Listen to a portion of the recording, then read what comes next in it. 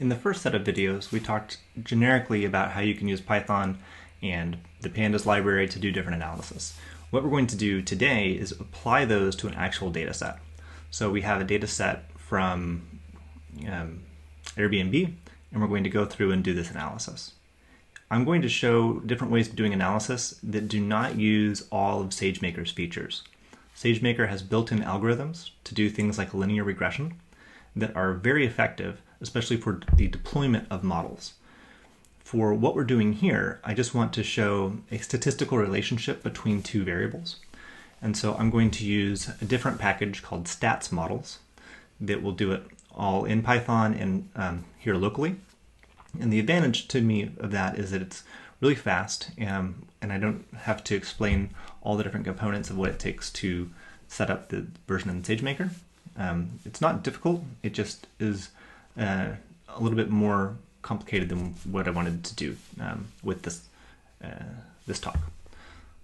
So I'm going to go into this data wrangling with a data set. So I've gone through this before. I'm going to go ahead and up here at the top, I'm going to go to kernel, and I just want to clear the output. Now we can go through this together. The first step with any notebook that's going to be doing Python or analysis is to tell Python what you're going to be doing. Python can do so many different kinds of things. It can make websites, it can do data analysis, it can make games. And so we begin by telling Python that we're going to be doing data analysis. And we do that by bringing in the two most commonly used libraries for data analysis, Pandas and Numpy. So I will import Pandas. I will give it an alias as PD, and I will import Numpy, that's numbers for Python, as NP. This is convention. It's what everyone in the data science and analytics field uses for these things. So you'll see these a lot in reference material, Stack Overflow, that kind of stuff. So it is convention to use these things. I have a folder called data, within which is a file called Airbnb Toronto, and it's a CSV. It's a normal CSV file. I'm going to use this method from Pandas called readCSV that's going to take my file, read it into Python, and store it as an object. That object will be a data frame, which we talked about before.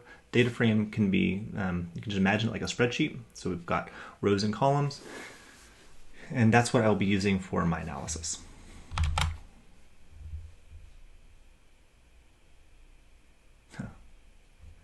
So I guess I ran out of space. Let's see if this worked. Yeah. Okay. So this is a pretty large data set. You can see it's 106 columns. Pandas kind of shortens it here, or actually it's Jupyter Notebooks does. And there's a lot of stuff here that we don't need, like the scrape ID, the URL, that information. So we can list the things that we don't want. So I'm creating a list here. This is a list of columns that I don't want anymore. I'm going to call them columns to drop.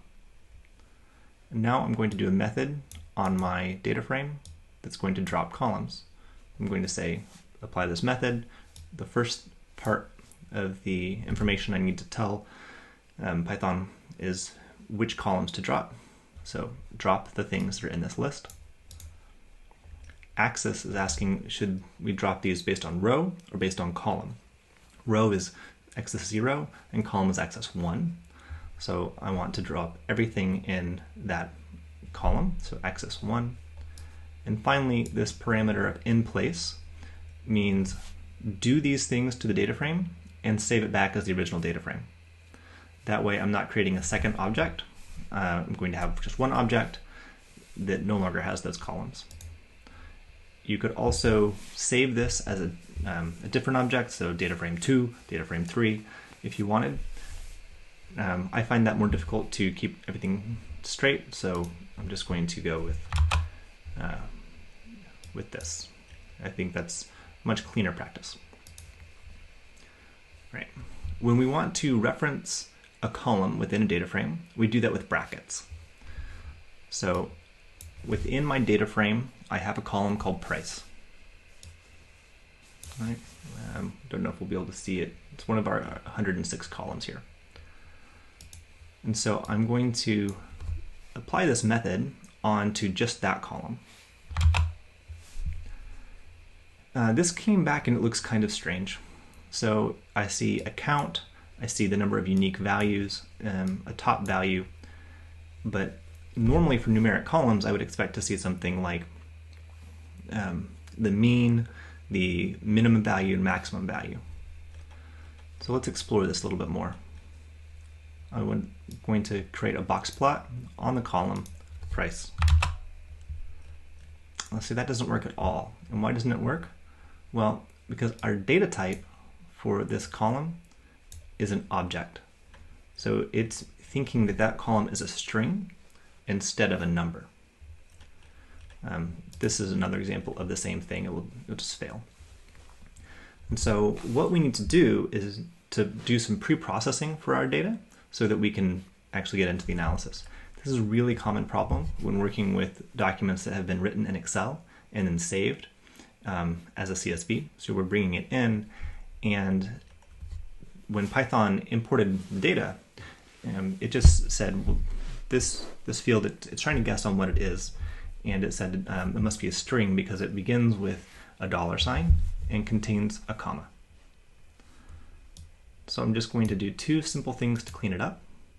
I'm going to say go through this column, and every time you see a $sign, replace it with nothing. So that's going to get rid of all of my $signs. Then I will repeat that process and replace all of the commas with nothing. Finally, once that's done, save the result as a float. So as we talked about earlier, you can have integers or floats. Integers are whole numbers, and floats would be numbers that have a floating decimal point. So for our price, we have a decimal point. So it's very quick. It's gone through and completed that task. Now if I make a box plot, I see what I want.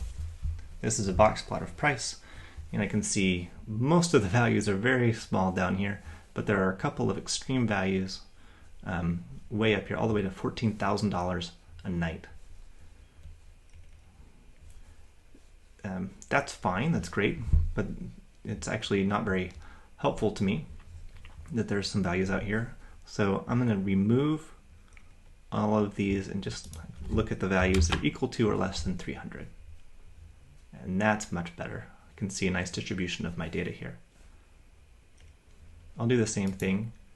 I'm going to say, take the data frame where price is equal or less than 300, use the column price, and make a histogram.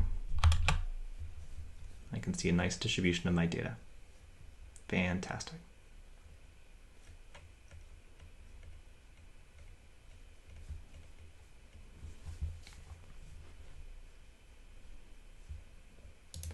So if we wanted to save this, just add, I hit the plus to add a new cell, and I can say